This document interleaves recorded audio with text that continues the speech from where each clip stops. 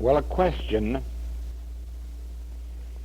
Your spiritual you isn't confined to the material body, is it? Can you leave it as you wish? Well, you see, the first part answered the second part.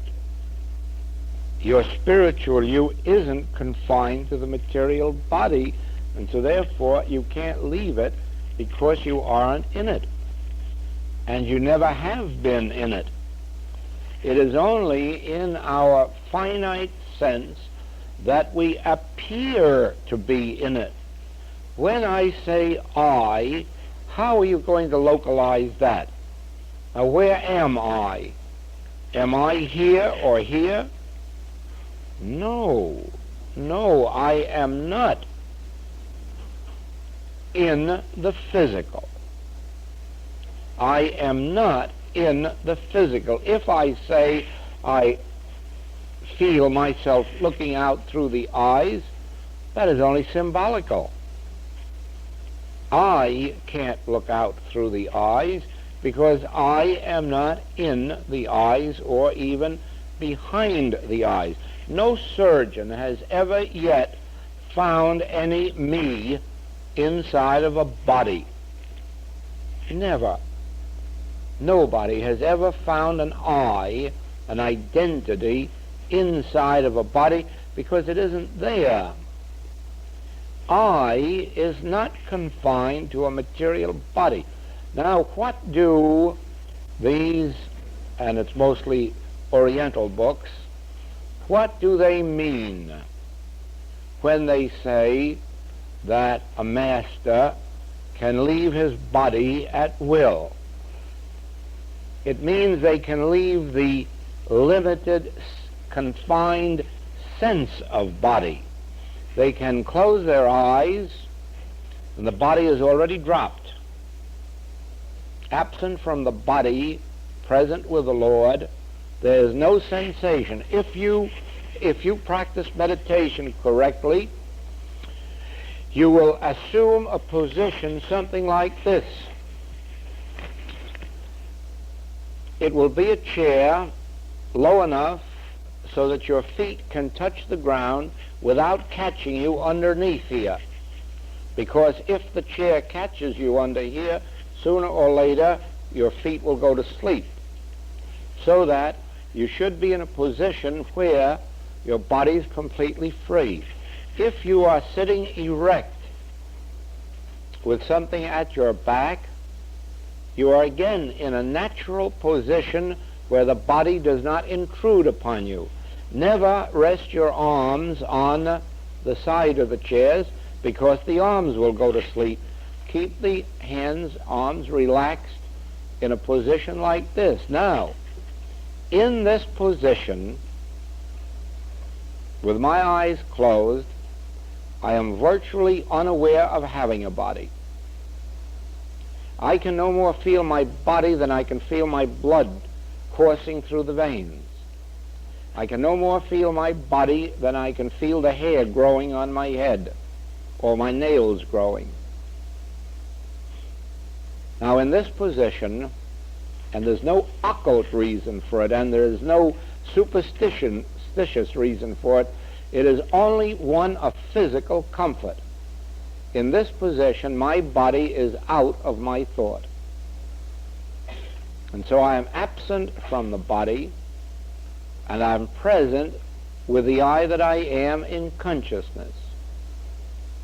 Now then, I am receptive to the impulses and impressions and thoughts that come from the depths of my withinness, not within my body, within my soul.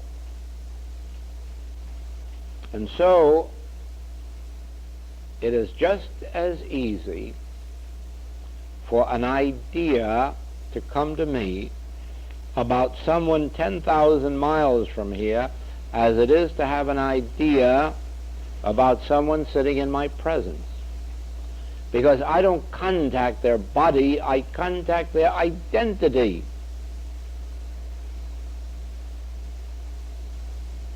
And I don't do it by mental contact. or by trying to do it with my mind. I do it in this wise. You can refer back to the book Metaphysical Notes. The subject and theme of that book is my conscious oneness with God constitutes my oneness with all spiritual being and idea. And so I forget my body, and I forget you and your body and your troubles. And I turn wholeheartedly to within this consciousness which I am.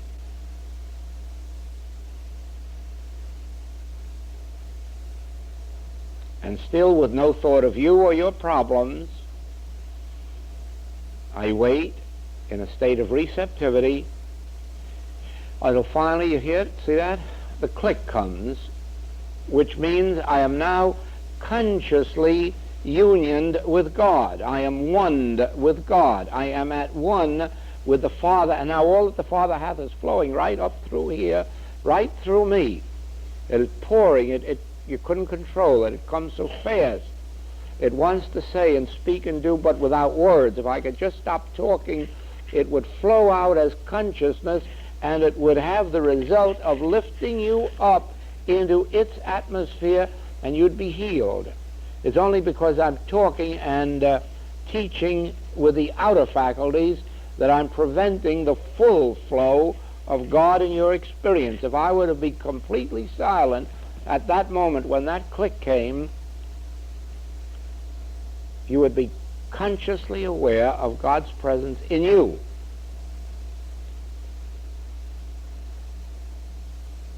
That's the cosmic.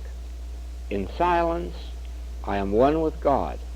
And because I am one with God, I am one with every one of you who are tuned into me. You didn't have to do anything to tune in except have the desire to be here. That was your tuning in process. Without any conscious effort on your part, you have tuned into my consciousness, and whatever comes through me manifests in you. But remember, not what comes through me humanly. None of my good thoughts will help you, and none of my bad thoughts will ever hurt you. There's nothing can reach you except what comes through me from God. Why? I never made a mental or physical contact with you. All my life, since I've known anything of metaphysics, I have studiously avoided mental and physical contacts with students and patients. I've studiously held to myself within and lived my own life within my own being, and then let the Father within me do all the blessing of you that it wants to do. I never give human advice. Whatever problem you come with, I say, I will go to the Father, and I go to this silence, make this contact with God, and then let it do its will in your experience. But I won't advise you yes or no. And I won't tell you to be good or be better or more loving or more just. I have nothing humanly to do with your life. Now, because I am not in the body, I am as present in you as I am in me. The I that I am is as much a part of your being as it is a part of mine. Now, I will tell you this, that when you get to the place in meditation where you are completely absent from the body, that is, not outside of your body, but absence from having any sense of body, so that you're just pure spirit, then it is possible to know all things and to be any place and to accomplish anything. There are already some of you who have seen me stand beside you when I was thousands of miles away from you and have heard me talk to you. Only this last month, a letter from Holland told of my standing at the patient's bedside, and in that moment the patient was healed. Now, I did not consciously project myself, and I hope you will never try to do it. I have never in my life consciously projected myself at anyone. Some of you were with me in Seattle when this experience happened. A metaphysical teacher came to me from another city and asked if I would meditate with her each day during that week for a few moments. And I agreed, and each day she came to my suite at the hotel, and we had a meditation. And then one day she told me that she was awakened at 4 o'clock in the morning, and I was sitting on her bed. And she said, "Oh God, I don't want Joel, I want God."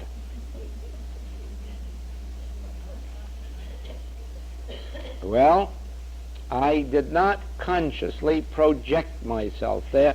As a matter of fact, I may also have been asleep at that moment, or I may have been in meditation, but I was not thinking of her. I do not think of people. I think only of my contact with God, and let God do what it will. Now, God sometimes appears to you, and it looks as if it were my form. Or it may appear to you, and you may think it is my voice speaking to you. It isn't. I am merely the instrument. God is the actor and the doer and the beer, and I am merely the instrument, because for 24 years I have practiced this work of retiring and living most of my life in God.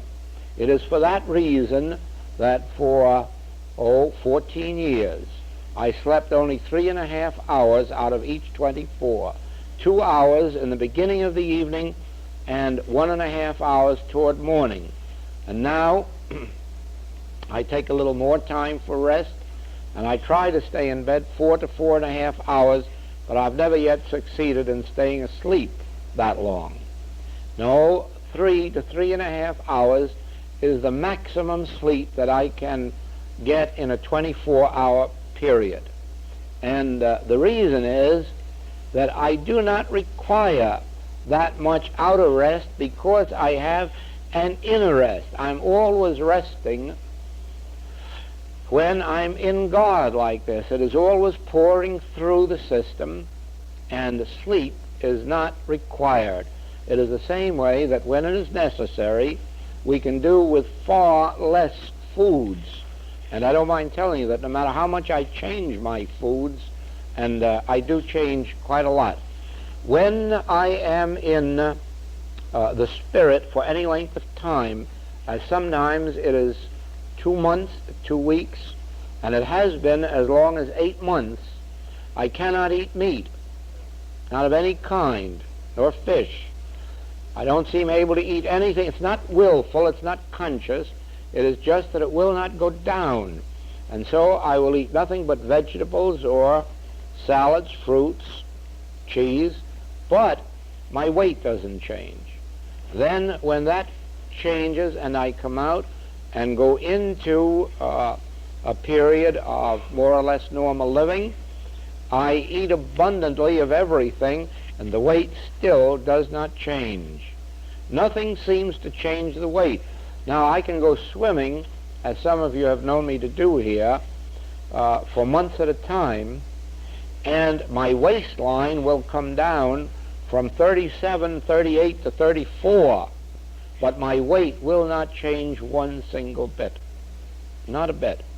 And so it is that the body at that stage is not affected by outer conditions. It is affected only by the degree of the atmosphere in which we live. So, when you come to this place, then, experiences happen, and you do find yourself in far places, not only in far places of space, but of time. you'd be surprised how clear certain eras are to me that go back thousands of years. And you'd be surprised how clearly visions of the future have come. Those who have known me in my life at home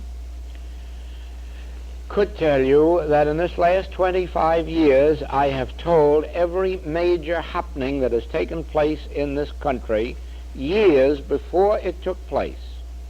But years before it took place. And not through any conscious effort at knowing those things, because I'm really not interested. It is only that they come to me.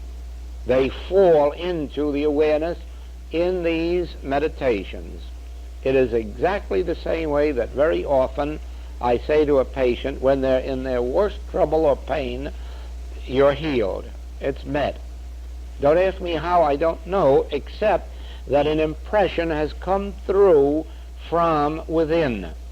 And so you see, all of this will eventually show you, well, look, way, way, way off there, way, way off there, no matter how far it may be, is where I am. And those that are there are as much present in my consciousness as those who are here. And it won't be long before we'll be getting mail that will confirm it, that that was felt here, there, or another place. Why? The whole secret lies in this. I. This is not me. I am me. And I am invisible. You cannot see me. You can see my body. You cannot see me. I am invisible. I am not confined, nor are you, to material structure. But you seem to be, because you have accepted this world belief of being here, confined to time and space. There is a story in the literature of the Middle Ages during the days of religious persecution of a man who was imprisoned by the church for some church offense, and he was sentenced for many, many years or life, whatever it was. And at first, this idea of confinement, this idea of imprisonment, was a very galling experience, until all of a sudden he realized, why, I cannot be confined in time or space. And so he began the practice of meditation, and then learned that he could go out of the prison at will. And every night he went out visiting, and in the morning he came back. And yet he never left his cell. If the gods looked through, they saw him? No, they saw his body. He wasn't there. And so it is very often you'll find that someone talks to you and you'll say, oh, I'm not here at all. You're not? Well, where are you? Oh, it's happened, I suppose, to everyone in this room that you have been preoccupied. Somebody has spoken to you, the telephone bell has rung or the doorbell, and then all of a sudden you woke up and said, oh, I wasn't here. Where were you? You were within yourself. You were in consciousness. You were in the very soul of your being, in the very mind of you, and you weren't living in the flesh. Why did the Master say, I pray not that you be taken out of the world, but that you be in the world, but not of the world? Why, yes, certainly remain here in the world where whatever you have learned can be of benefit, but don't be a part of its loves and hates and fears and doubts and angers and wars. Don't be a part of it. Even if you are called to go to war, go. Fulfill your duty, but don't be a part of it. Don't hate anybody. And don't ever believe that by destroying enough other people you're going to protect your homeland. You aren't. You aren't one single bit. Nobody is ever going to protect the homeland by destroying somebody else's life. And all you have to do is read history, and you will see that every nation that has ever gone to war has gone out of existence. All it takes is a little time. All it takes is enough time, and they go out.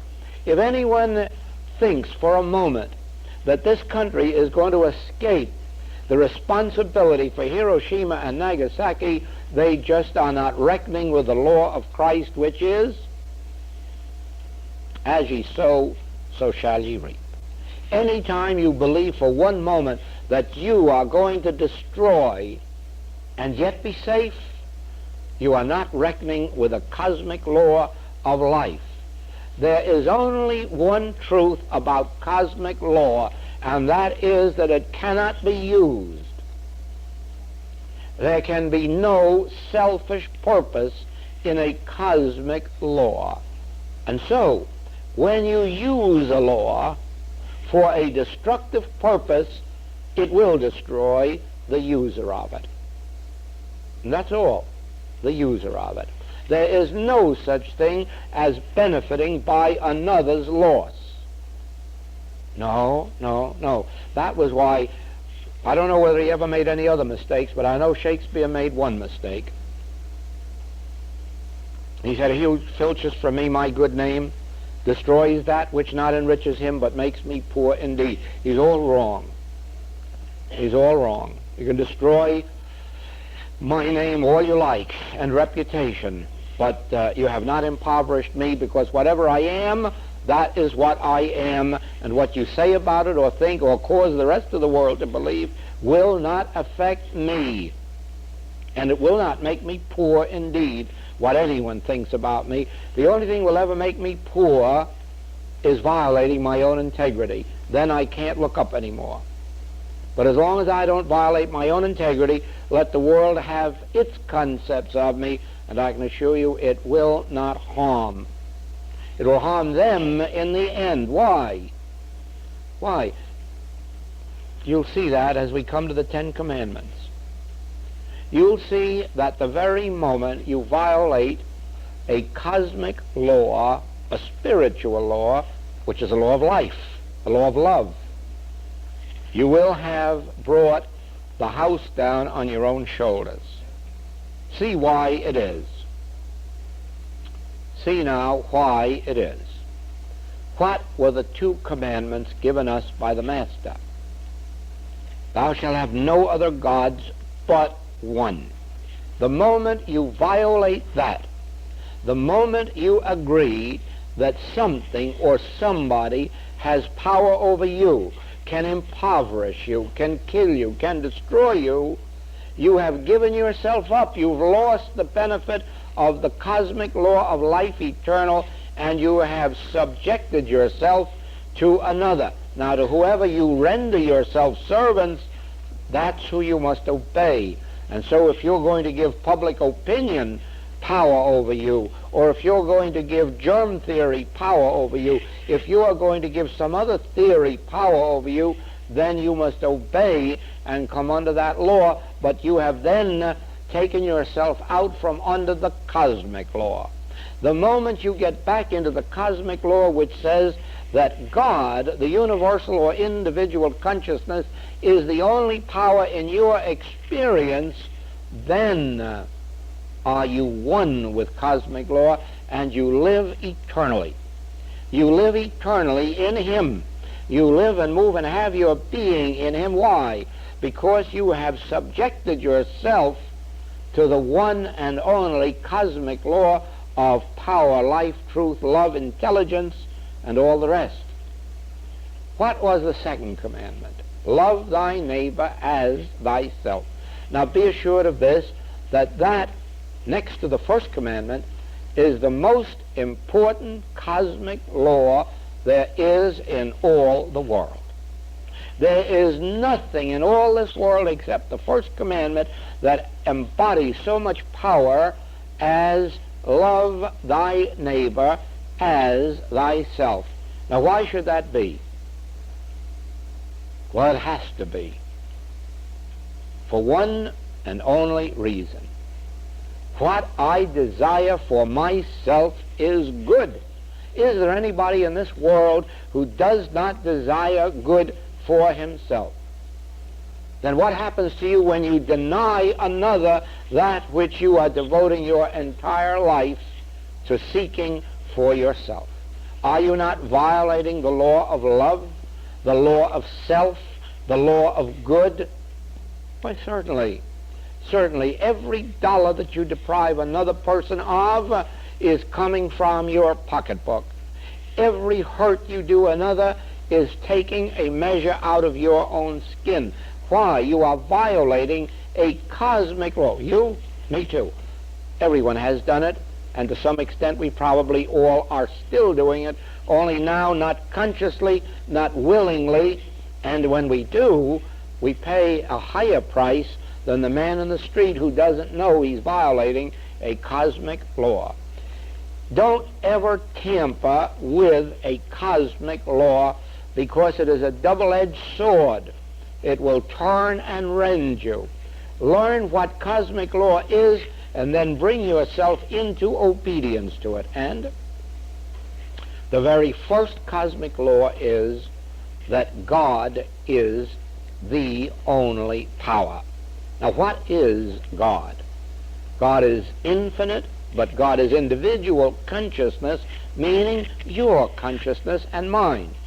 Then it is your consciousness that is the only power in your life and in your affairs. Not the consciousness that you direct with a silly mind. No. The consciousness that you are when you are silent, letting it flow, that is the only power. Now, if you're going to go out and make yourself subject to every wind that blows, then you are violating cosmic law and bringing yourself in disobedience to it. It is the same with a traffic law.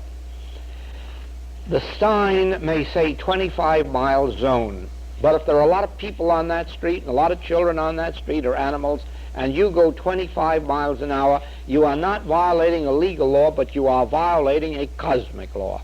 You have no right to be taking advantage of that 25-mile zone if there is any danger to anybody or anything in your path. On the other hand, the sign may say 25-mile zone, but if you're out on the road all alone and you know it, you can go 35, and you will not be violating a cosmic law. You will not be violating a law of loving your neighbor as yourself. Do unto others that which you wish done unto you. It is a wonderful thing. You'll find it in the book Spiritual Interpretation of Scripture, and now you'll find it in many magazines reprinted. An old thing that I found years ago showing that the Golden Rule dates back 1,500 years B.C., and we have copies of it in 6 different scriptures, dating all the way back to 1,500 years B.C., so that it was not an original thing with the Master. Matter of fact, nothing was. It was cosmic law which he was repeating. The same as in the book of Leviticus. It says, to love thy neighbor as thyself. Well, we always thought that that was something the Master gave us. Yes, it was something the Master quoted to us. The Master invented nothing. The Master knew and learned the cosmic laws of life and gave them to us for our obedience. Now, many people think that because, well, in their early Orthodox days, they very often are good because they're afraid of that fellow upstairs who's keeping count in a book. But later on, they get a little metaphysically wise and discover there is no such God, and all of a sudden they think they can do anything they want because no God is looking. There was a teaching like that recently in America. Do anything you like, have all the wild parties you want, because God's too pure to behold iniquity, and he can't see you doing it anyhow. Surely, so far as that old Jehovah God is concerned, it isn't there, and there's nobody keeping a record in a book. But cosmic law is living your life, and when you violate it, it's like putting your hand into a buzzsaw. It's got to come off. No. Cosmic law is that which governs this world. Cosmic law is that which you are obedient to when you sit in a complete silence and let it have its way with you. Then you can't after that be good any more than you can be bad. After that you can't will to be good any more than you can will to be bad. After that you aren't living. It is living your life. It determines which way you shall go and how you shall walk and how you shall conduct yourself, and it never does it in any way that will be destructive to your neighbor. It will never do it in any way that will cause a loss to your family, to your friends. It will never do it in any way that will cause a loss to you. What do I mean by a loss? Money? No. You may lose a lot of money. But you'll soon find that losing a lot of money isn't a loss. Losing a lot of money is like losing a lot of husks. The essence is still within you. Cosmic law is furnishing this universe with crops in the ground, with fish in the sea, with birds in the air. The whole movement of this world is governed by a cosmic, universal law of good, of fulfillment. And that is the law that in my true identity I am. When I am silent and receptive, it is the cosmic law that fills me and fulfills me. And the moment I start to use the word I begin immediately to violate cosmic law. Why? Because I want something for myself, and I think you should give it to me. How do I know what your circumstance is at this given moment? Why should you give it to me? Is not God great enough to bring it to me without me looking to you or you or you? And so the moment I say, you should do this, you should do that, or expect this of you or that of you, I am violating cosmic law, because I'm trying to decide what is good and when it's good to be done.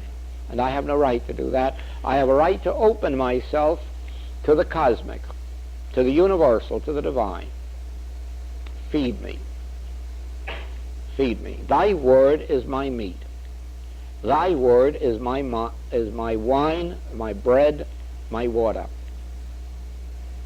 Thy word is the power of life in me. Live thou my life. Fulfill thyself in me. Now how can I lack? You see that? It is God then, the cosmic, the universal, that is fulfilling me, not you or you or you.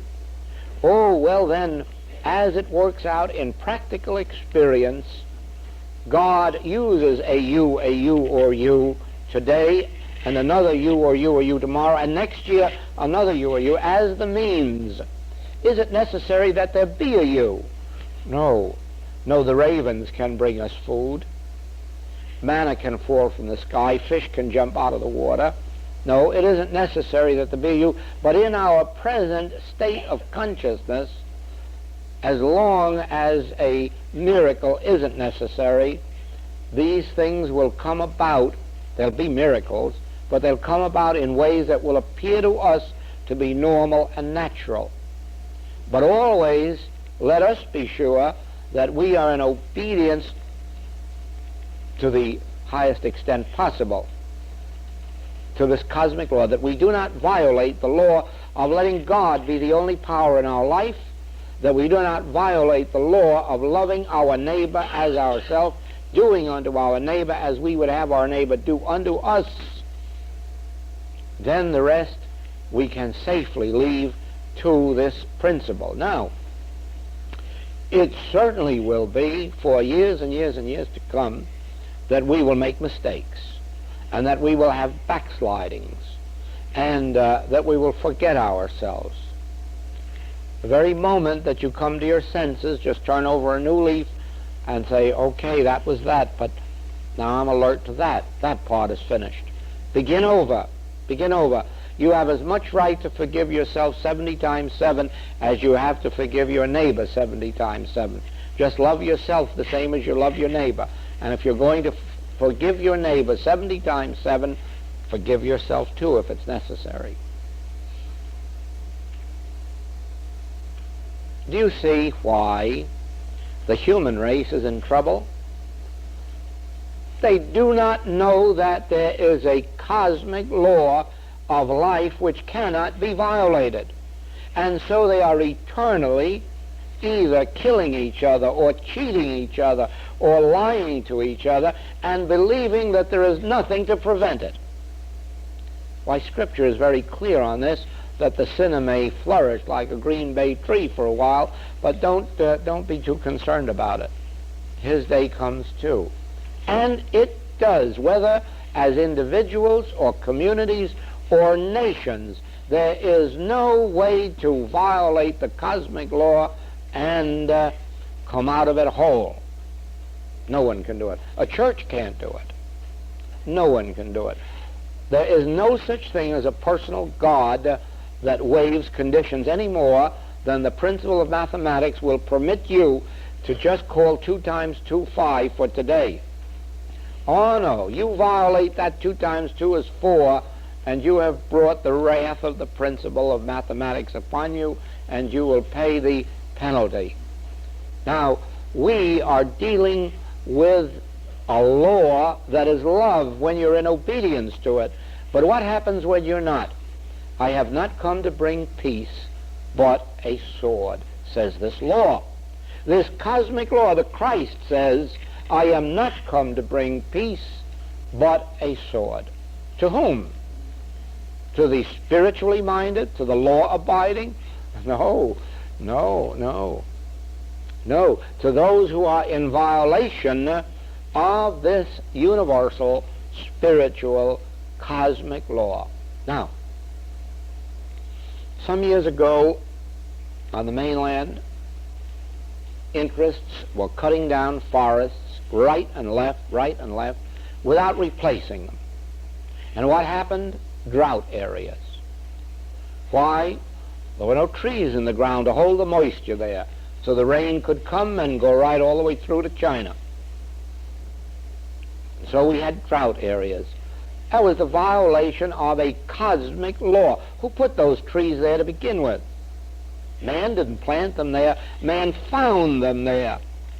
It was the cosmic, the universal, the God being that planted those there for a specific purpose. And when you move them away, you change the whole nature of nature. You changed everything. You prevented the functioning of what, the same as if you undermine a building and cut away its foundation, the building must collapse. You are violating a law of engineering. Now, why believe for a moment that we can violate law and escape the penalty? We can't. But God doesn't punish us. Our violation punishes us. It is not God. No, it is the violation. If we disobey the traffic law and we're caught, it isn't the policeman and it isn't the judge that punishes us.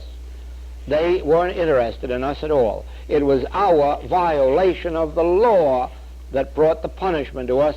The policeman and the judge, they were merely the instruments used by the law. It was the violation of law that did it. And so it is, God sits as cosmic law, but God does not punish. The violation of the law is the punishment. And so when we think that we can go to church and recite these 2 great commandments or hear them read or the other things that surround them and then go out in the world and disregard them and honor everything but God, give power to everything in this world but God, we're violating the greatest law there is, and in the violation of it is the penalty of it. You can be assured of this: there will never be peace on earth until there is such a feeling engendered in the world as we can engender in here. And that can only come in one way. When I want nothing you have and you want nothing that I have, and we all come together to share in God's truth, not mine, God's truth, then there's no possibility of a war coming into this room. There's no possibility of a fight coming into this room as long as each one is living in his own integrity, conscious of his oneness with God, conscious of the fact that his good flows from the Father within to him, and without the need of anybody around. How can trouble come into this room? It just can't. There's nothing operating here but the law of love, of cooperation, of friendliness. So ultimately it will be in the world. When the world comes to the realization that I and the Father are one, and all that the Father hath is mine, and we stop looking upon each other as if we had to draw from each other, then wars collapse, lawsuits collapse.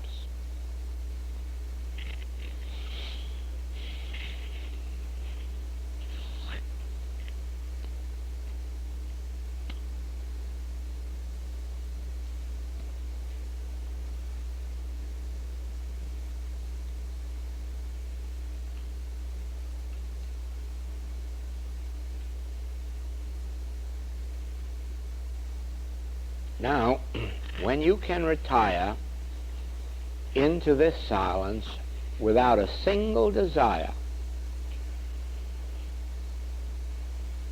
without a desire for anything out here, with only the one hope and faith that the kingdom of God is within me, and I will be patient until it reveals itself to me, then will come the fulfilling of this law in you. But come to this silence with hope, with confidence, with the realization that the Father is within, and he's no respecter of persons. Just knock often enough, and it will be opened unto you. Just seek hard enough within yourself, but be sure you seek only for God. Don't seek for things. Don't seek for persons. Don't seek for places. Don't seek for anything but God itself. Seek for God, and you shall find good. Knock at the door of your own consciousness, and it will be opened unto you. And you will enter the kingdom of God within your own being.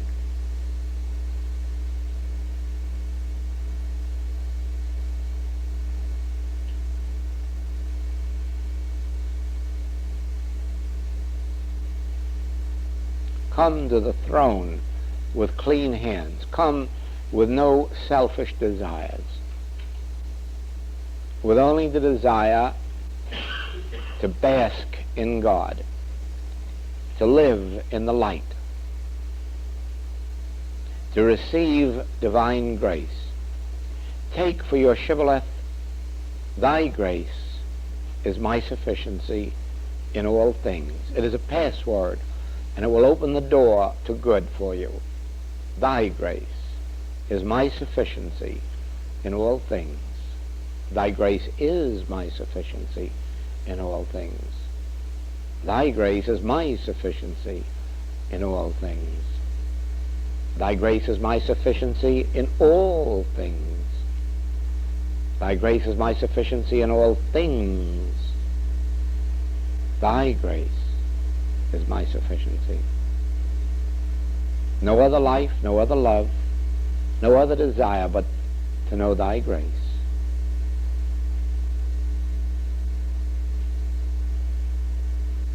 I am spirit.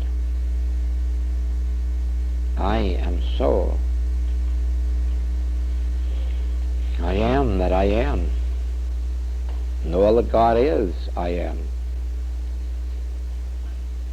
And I and my Father are one. And the place whereon I stand is holy ground.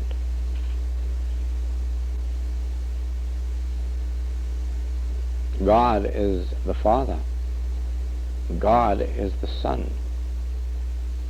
And we are one. And in that oneness, I find my completeness. Because all that the Father hath is mine. In my oneness with God, I find my completeness. In my oneness with God, I find my security. In my oneness with God, I find my peace. In my oneness with God, I find my happiness. In my oneness with God, I find my joy. In my oneness with God, I find fulfillment. I haven't gone outside of my own being for a thing.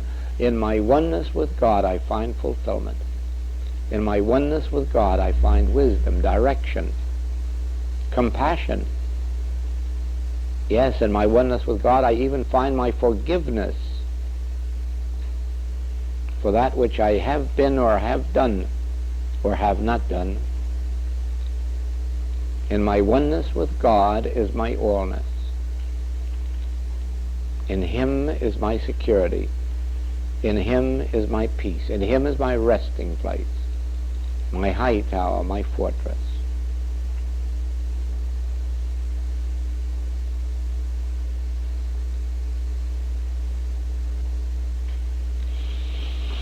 And so it is, and I thank you.